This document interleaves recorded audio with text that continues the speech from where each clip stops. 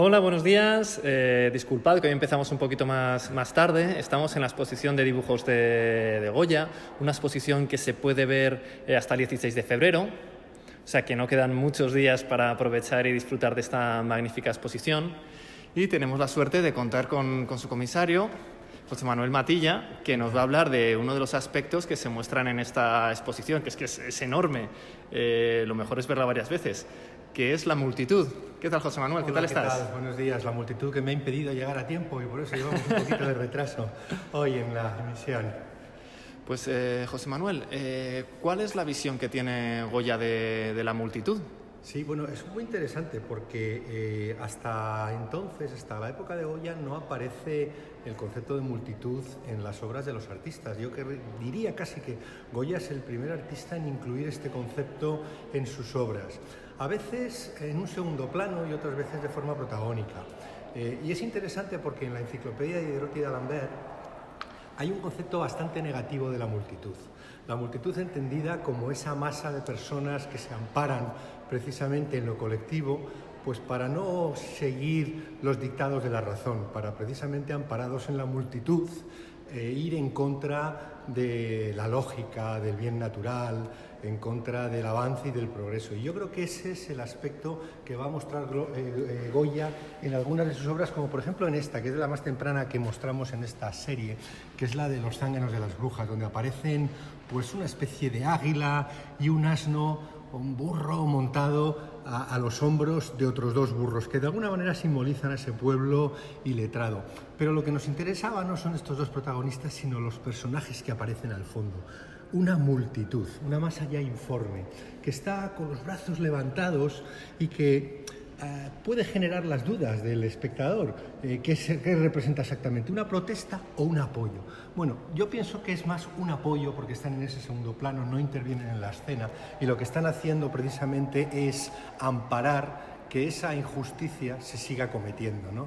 Que la desigualdad del abuso del poder se siga cometiendo. Es esa multitud a la que se refería la enciclopedia cuando decía que es la ignorante y bárbara multitud, ¿no? Que de alguna manera pues está ovacionando o está pues apoyando que se sigan cometiendo esos abusos pues por parte de los poderosos de siempre, ¿no? Es lo que se llama el populacho, ¿no? Populacho lo va a emplear sobre todo cuando aparece la violencia. Lo va a utilizar en dos estampas en una estampa de violencia de los desastres de la guerra, y también se va a referir a ellos como la canalla cuando aparece en la tauromaquia, también haciendo determinadas barbaridades. Pero digamos que en otros casos aparece este título que La multitud en un parque. Este es un dibujo que no tiene título por parte de Goya, que es un título contemporáneo, pero que realmente no tiene asunto.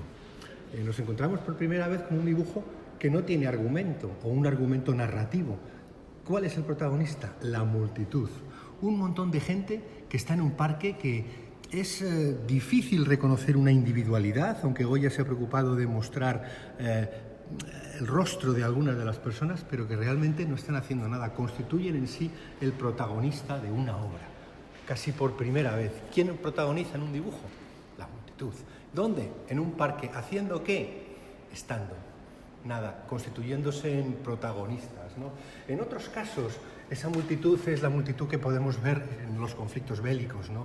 Las personas que huyen, una multitud que sale de un pueblo, en la que volvemos a ver buenos y malos, buenos como la mujer de blanco salvando a sus niños del ataque, pero a la izquierda vemos los malos, ¿no? El alcalde y el cura seguramente y el párroco huyendo con la bolsa del dinero, los primeros, sin ayudar a las personas que vienen detrás, que a una multitud que sale de una ciudad, ¿no? En los casos de la guerra.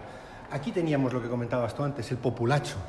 En este caso a esa multitud, aunque hay dos protagonistas, pero lo que vemos son los dos que están apaleando, un hombre y una mujer que apalean a un hombre, pero detrás de ellos hay otra multitud, como aquella que veíamos al principio, una multitud que ampara. Son los cómplices, ¿no? De la acción. Son los cómplices, son exactamente igual de culpables, no son los que actúan, pero son los que con su mirada y con su pasividad de alguna manera están apoyando que se siga cometiendo esa barbaridad, ¿no? Ese es el populacho al que se refiere Goya. En otros casos, como este de la tauromaquia, por ejemplo, es una multitud ya, a partir de la tauromaquia la multitud se convierte en algo casi informe. Este es uno de los dibujos más modernos de Goya. Es la muerte del alcalde de Torrejón en la Plaza de Madrid. Y lo que vemos es al protagonista, en la parte superior derecha, el alcalde de Torrejón, ensartado literalmente en los cuernos del toro. Pero lo que nos interesaba aquí, sobre todo, es toda la multitud que huye despavorida en una dirección y en otra. Es decir, cuando vemos esas avalanchas, nos imaginamos hoy en día, que nos cuentan los periódicos, y lo vemos casi diariamente, los muertos por avalancha, en una manifestación o en un festejo. ¿Por qué? Porque la gente va para un lado, para otro, despavorida. Bueno, pues Goya ya se preocupó por eso, ¿no? De cuando hay algún suceso violento, mostrarnos pues esta multitud que no sabe dónde ir, que no tiene un norte, que no tiene una guía y que al final acaban casi matándose unos a otros, simplemente por tropiezos, ¿no? Por aplastamiento. Ya en los años previos a su marcha a Burdeos, las multitudes empiezan a convertirse ya en multitudes casi infernales. Todos tenemos en la cabeza las pinturas negras, esa romería, ese aquelarre donde hay gente constantemente por ahí, el ciego la guitarra, ¿no? Que aparece por ahí. Bueno, pues aquí ya empiezan a aparecer multitudes, también multitudes de gente que caen a los infiernos, que van de un lado a otro, pero multitudes de monstruos también, es decir, la multitud empieza a adquirir un carácter, ¿eh? Y ese es ese momento en el que la subjetividad, en el que la imaginación de Goya ya se aparta de la realidad para hacer una narración muchísimo más simbólica, ¿no? Simbólica como por ejemplo en este dibujo relacionado con la serie de los disparates, en los que la multitud ya no tiene rostro. Aquí absolutamente ha desaparecido el rostro de esa multitud porque están ensacados, se les ha metido en un saco y se les ha atado ya, ¿no? Es la multitud encorsetada, es decir, ya te queremos con nosotros, pero te queremos sin rostro, sin manos, sin brazos, simplemente vas a moverte al dictado de nuestra voz, ¿no? De por aquí, ¿no? Es un poco lo que nos está contando esta estampa de los ensacados, ¿no? Terrible, terrible, y que nos invita a más de una reflexión sobre qué es lo que pretenden de nosotros hoy en día los que controlan, y estamos hablando de una red social, las redes sociales, ¿no? Que vayamos exactamente por donde nos dicen. Yo siempre digo lo mismo, Goya, si hubiera vivido en nuestro tiempo, estoy seguro que habría sido un feroz crítico de estas redes sociales que tratan, en el fondo y en la superficie, de manipularnos, ¿no? Fijaros en la etapa de Burdeos, los dibujos de Burdeos son muy interesantes porque están a medio camino entre la realidad y la imaginación, ¿no?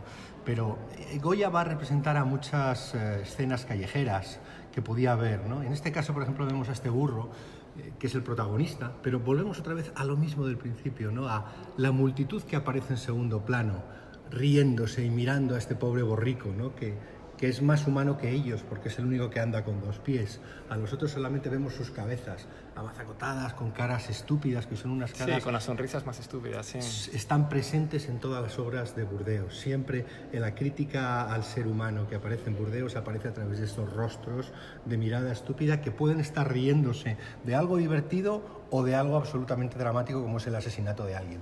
Siempre muestran el mismo rostro. Impasibles, da lo mismo, porque como lo están viendo no son partícipes.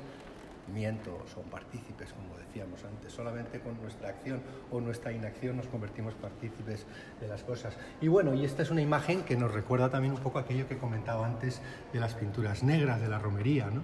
Goya, a lo largo de toda su carrera, va a hacer una feroz crítica a determinadas formas de religiosidad.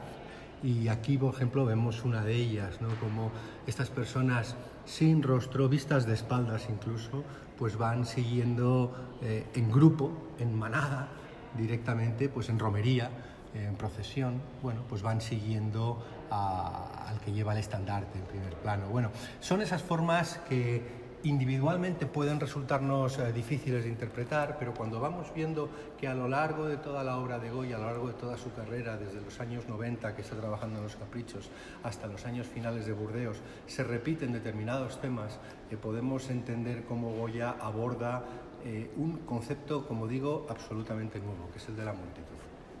Además es muy interesante porque aborda lo que comentas mucho en esta exposición, ¿no? Cómo va directo a la condición humana, porque en el fondo no dejamos de ser también animales gregarios, ¿no? En cierto sentido, y participamos de multitudes, ¿no? Muchas veces, a veces sin darnos cuenta, Entonces va justo ahí, ¿no? a la crítica. Absolutamente. Yo creo que Goya lo que hace es lanzar medios para la reflexión, ¿no? Y para que pensemos. Bueno, muchos de estos dibujos eran álbumes privados, eran dibujos realizados en cuadernos para él mismo, que posteriormente tenían un fin, casi con toda seguridad. Algunos probablemente servir de punto de partida para una serie de estampas, otros eran simplemente obras muy acabadas que posteriormente él podía reelaborar, de las que tomaba ideas. Por tanto, estamos hablando de que son el objeto de su pensamiento, ¿no? Y su pensamiento siempre es un pensamiento crítico en todos los sentidos y, por supuesto, aspectos concretos de la condición humana, pero también la propia condición de, como decías tú, de manada, de grupo, gremial, gregaria del ser humano, que es objeto de feroz crítica por parte de Goya. José Manuel, nos llega una pregunta, bueno, más técnica, pero que puede ser interesante también para algunos de nuestros espectadores, que es ¿de qué materiales está utilizando Goya al hacer estos dibujos? Pues va a utilizar todos los medios técnicos que estaban a su alcance, al alcance de un artista. Por supuesto, el papel es la base. El papel que tenía a mano, normalmente utilizaba papeles de buena calidad, salvo en los años de la guerra, pero luego lo que va a utilizar va a ser desde el lápiz negro, el lápiz rojo, la tinta a pluma o la tinta a pincel a base de aguadas, es decir, utiliza todos los medios técnicos que haya para ser un artista y los elige en función de lo que quiera hacer, del tamaño, del tipo de dibujo, si es un dibujo preparatorio para un grabado o es un dibujo de un álbum. Ese álbum siempre tiene una coherencia absoluta, es una obra que se realiza casi siempre con la misma técnica y cuando cambia a partir de ese punto todas las hojas. O sea, es alguien muy coherente y que medita, no es como a ver qué tengo por aquí y hago un dibujo, no. Lo aborda como una obra finita. Pues José Manuel, vamos a dejar aquí porque está a punto de abrir la exposición y no queremos molestar a los visitantes. Muchísimas gracias por esta explicación y bueno, animamos a todos a disfrutar de esta magnífica exposición. Muchas gracias, José Manuel. Que vengan las multitudes, pero las razonadas. Eso es. Adiós.